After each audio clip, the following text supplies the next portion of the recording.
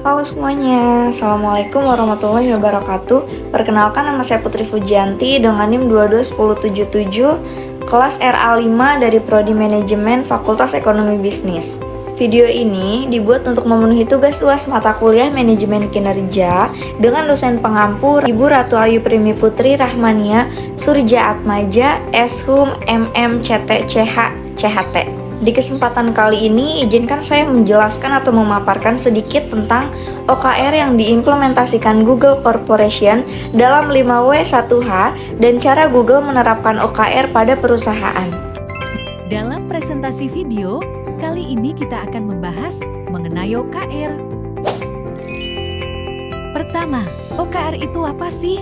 2. Google menggunakan OKR karena apa?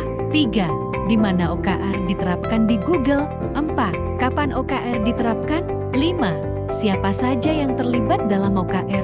6. Bagaimana Google menerapkan OKR untuk mencapai kinerja tinggi? Yuk, mari kita bahas. Baik, kita mulai pada materi yang pertama, yaitu ada what. Apa itu singkatan dari OKR? OKR adalah Objective and Key Result, sebuah kerangka kerja manajemen yang digunakan untuk menetapkan dan melacak tujuan serta hasil utama yang ingin dicapai. Objektif atau sasaran yang ambisius dan menginspirasi, key result, ukuran terukur untuk mengevaluasi apakah sasaran tercapai. Google menggunakan OKR untuk menyelaraskan visi perusahaan, menetapkan prioritas, dan mendorong tim mencapai hasil yang menantang namun terukur. Materi selanjutnya itu ada why. Google menggunakan OKR karena meningkatkan fokus dan prioritas, menyelaraskan tujuan sebuah karyawan dengan visi perusahaan, mendorong budaya transparansi dan akuntabilitas, meningkatkan motivasi tim melalui pencapaian hasil yang terukur, dan yang terakhir menghindari kerja yang tidak berdampak tinggi dengan mengukur apa yang benar-benar penting. Selanjutnya itu ada where, di mana OKR diterapkan di Google. OKR diterapkan di seluruh level organisasi, mulai dari level perusahaan atau corporate OKR, level departemen atau divisi, hingga level individu. OKR bersifat terbuka dan transparan. Semua karyawan Google dapat melihat OKR rekan kerja, atasan, dan CEO. Selanjutnya ada when, yaitu kapan OKR diterapkan. Yang pertama ada siklus tahunan, OKR strategis dan jangka panjang.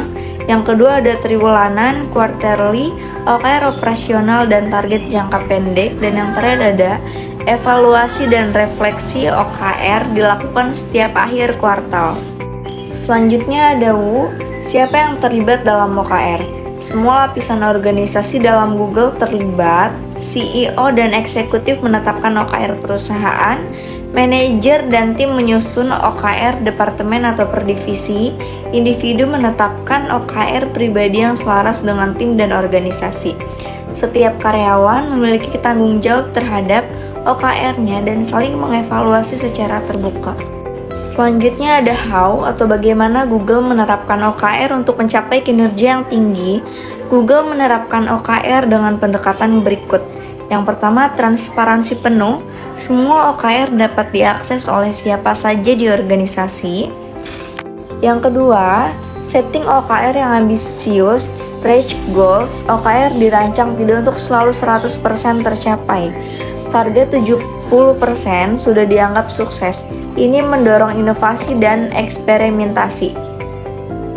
Yang ketiga ada pemisahan antara kinerja dan kompensasi. OKR tidak langsung dikaitkan dengan bonus atau gaji agar mendorong pencapaian yang jujur dan eksploratif.